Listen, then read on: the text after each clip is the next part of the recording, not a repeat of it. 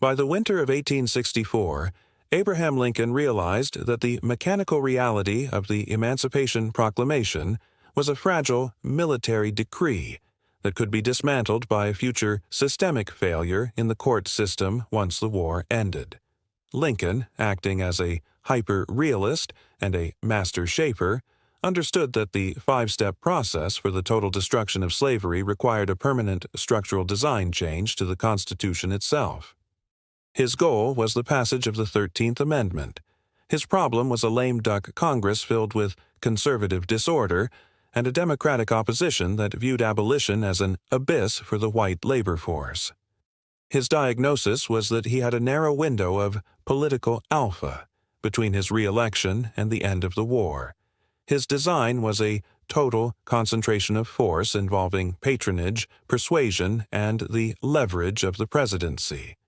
And his execution was a display of aggressive persistence that saw him descend into the political trenches to secure the final handful of votes. This was the turning point where the strategy of the central position moved from the battlefield to the floor of the House of Representatives. Lincoln ignored the radical open-mindedness of his advisers who suggested waiting for the new, more Republican Congress to be seated in March, realizing that the momentum of the Union victories at Atlanta and Savannah provided the psychological alpha needed to strike now. He famously employed lobbyists to offer federal appointments to wavering Democrats, applying a mechanical logic to political bribery in the name of a higher moral, radical truth. He told his team to get those votes by any means necessary, proving that his biological machine was capable of ruthless pragmatism to achieve a sacred end. On January 31, 1865, the House of Representatives reached a state of critical tension as the final roll call began.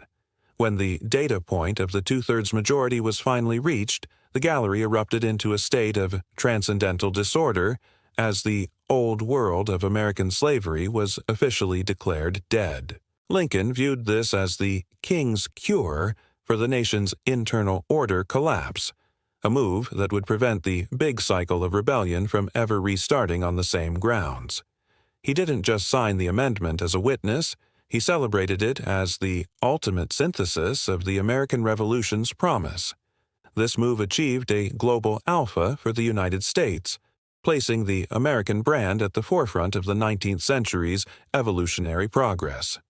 However, Lincoln's design and plan went beyond the paper. He realized that the human machine of the South would resist this systemic reset through the disorder of black codes, which is why he pushed for the momentum of the amendment to be backed by military force until the external order of the South was fully rebuilt.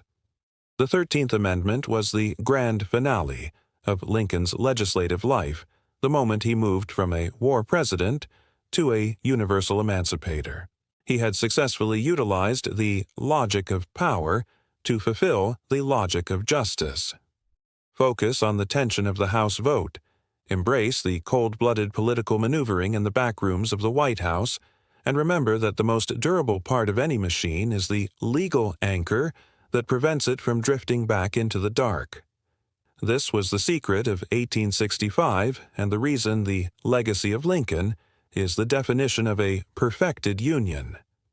This second part of the script focuses on the intense, systemic friction of the final House vote, the sophisticated political leverage Lincoln used to swing the final votes, and the mechanical reality of transforming a military victory into a permanent constitutional internal order.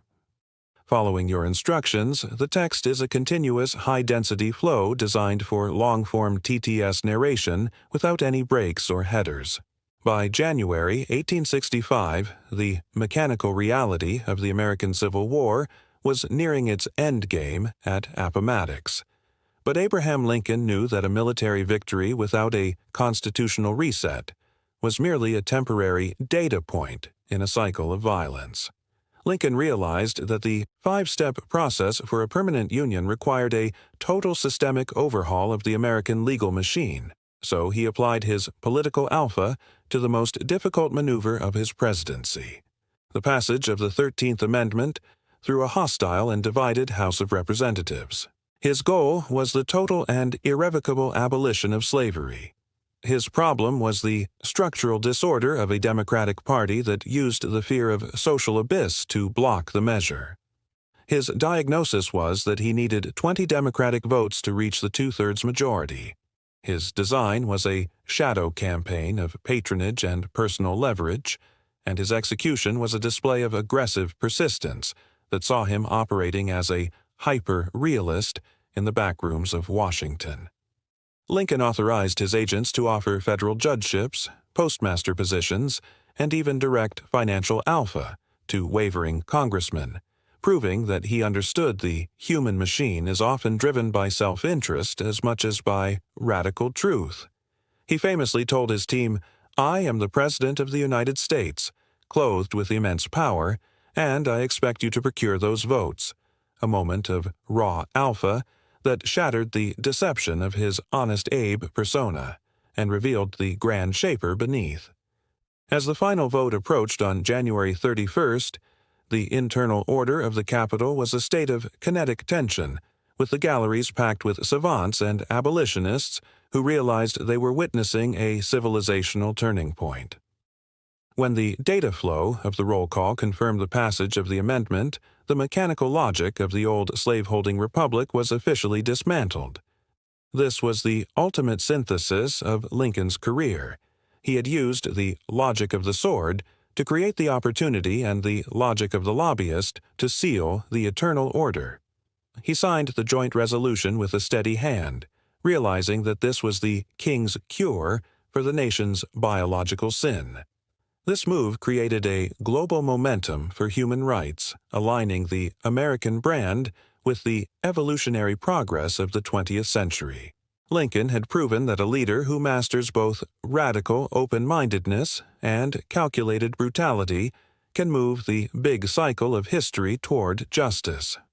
Focus on the claustrophobic energy of the legislative chamber, embrace the cold-blooded pragmatism of the political deals, and remember that the most durable part of any machine is the legal anchor that prevents it from ever returning to its broken state. This was the secret of the winter of 1865, and the reason the 13th Amendment remains the granite foundation of the modern American state.